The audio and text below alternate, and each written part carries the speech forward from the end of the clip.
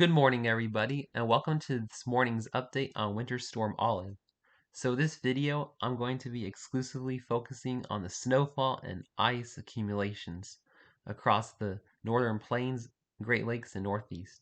So looking at the HRRR model, the 12Z run, we can expect an additional a foot, 12 inches to about 16 inches of snow across much of South Dakota, about 6 to 12 inches across southern North Dakota, across Minnesota. We can expect an additional 6 to 14 inches, with about a foot to 14 inches across the Minneapolis-St. Paul area, another 11 inches in Rochester, and then going into parts of Wisconsin, widespread 6 inches to a foot of snow. And these areas have already seen about 4 to 6 inches of snow. So these are additional snow accumulations on top of what's already fallen. Looking at the Great Lakes next in the HRRR model. The HRRR model is once again bringing widespread 6 inches to 14 inches across Wisconsin, the Upper Peninsula of Michigan, Green Bay. You're expecting an additional 14 inches of snow from Winter Storm Olive. Going into Michigan, widespread 6 inches or more like 8 inches to a foot of snow across central and northern Michigan. And then looking at the Northeast for additional or for snowfall accumulations, upstate New York, Vermont, New Hampshire, Maine, you're looking at an additional 8 to 14 inches of snow. So we're going to be seeing some pretty hefty snowfall totals across the Northeast as well, especially northern New England. Now, looking at the NAM model or the NAMNEST model for snow accumulations,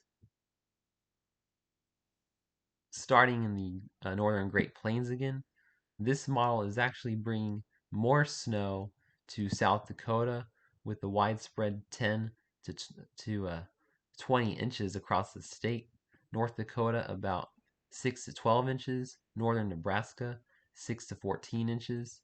And then about a foot in Minneapolis, about a foot in Rochester, and then going into the Great Lakes area, we're looking at about, in the NAMNEST model, 8 to 12 inches across Wisconsin, the Upper Peninsula of Michigan, central northern lower peninsula of Michigan, and looking at the Northeast in the high resolution North American model, we are expecting this model is giving a little bit more snow across areas of the Adirondacks, the Green Mountains, and the White Mountains. Between a foot and 2 feet of snow could fall in these areas if the NAMNEST model verifies. And across Maine, about 5 to 12 inches overall of snow. And then looking at one more model, one more high resolution model, we're going to be looking at the RAP model across first the northern plains, and this model is actually the most aggressive of all of the high resolution models, giving widespread snow totals across South Dakota of about 12 inches to 18 inches, so a foot to a foot and a half. Across central southern Minnesota, about 12 to 15 inches, with about 13 inches of additional snow in Minneapolis-St. Paul, exactly a foot of additional snowfall in Rochester in the RAP model. Looking at Wisconsin, looking at the Great Lakes, we're seeing an additional 12 to 16 to 18 inches of snow across central and northern Wisconsin, the Upper Peninsula of Michigan, central northern Michigan. And then looking at the Northeast in the RAP model, the Northeast is expecting, again, similar totals to the HRRR and the NAMNEST of about a foot to a foot and a half across northern New York, Vermont, New Hampshire. Much of Maine could be getting central western Maine of about 12, a foot to a foot and a half as well in the RAP model. So now we're going to get into ice accumulations. These are expected to be very dangerous.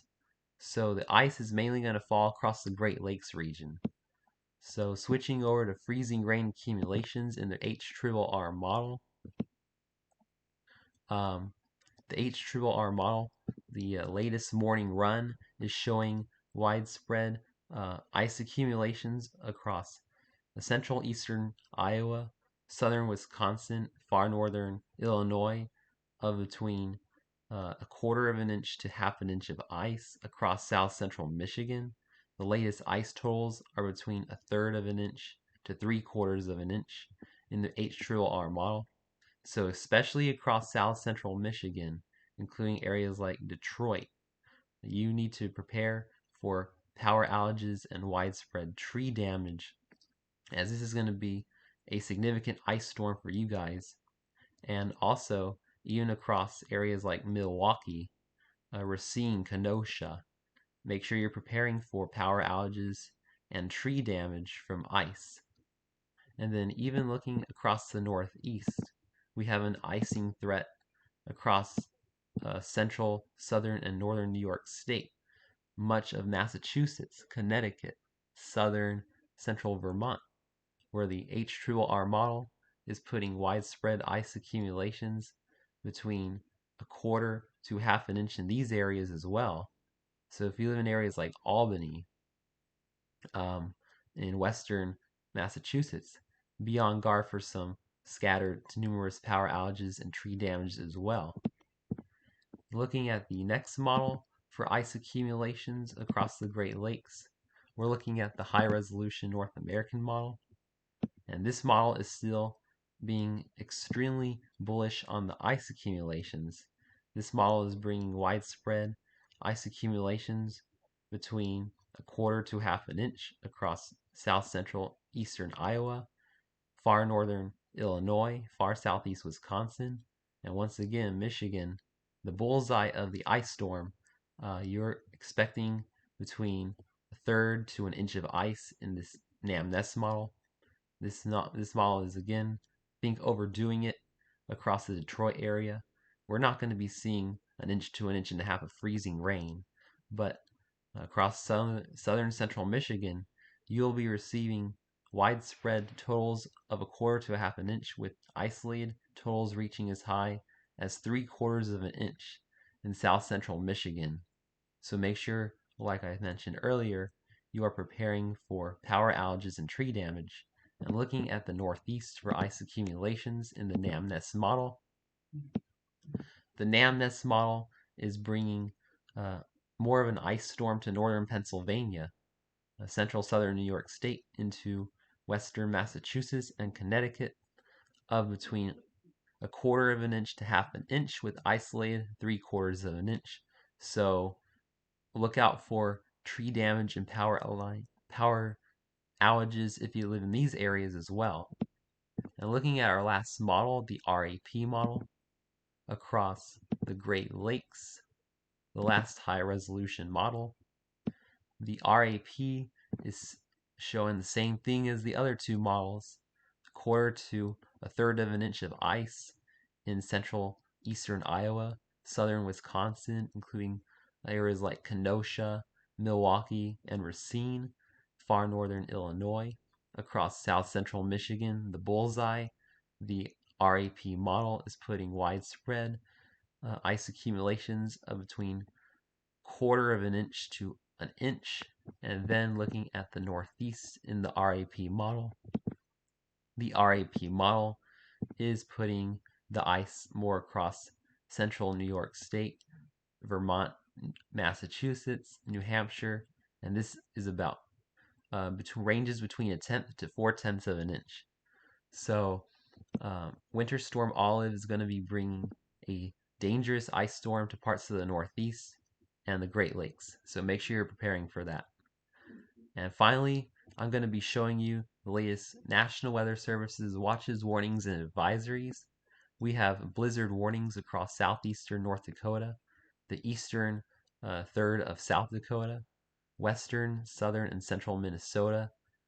A couple blizzard warnings across northern Wisconsin, southern central Wyoming in these orange counties, near Minneapolis, St. Paul, blizzard warnings, widespread winter storm warnings across much of Michigan, Wisconsin, the Upper Peninsula of Michigan, Minnesota, northern Iowa, uh, much of Nebraska, South Dakota, southern Montana, Wyoming, Utah, into parts of Nevada, western Oregon, parts of California, the Mogollon Rim of Arizona, New Mexico, and western Colorado, as well as parts of upstate New York, Vermont, New Hampshire, Maine are also in those winter storm warnings.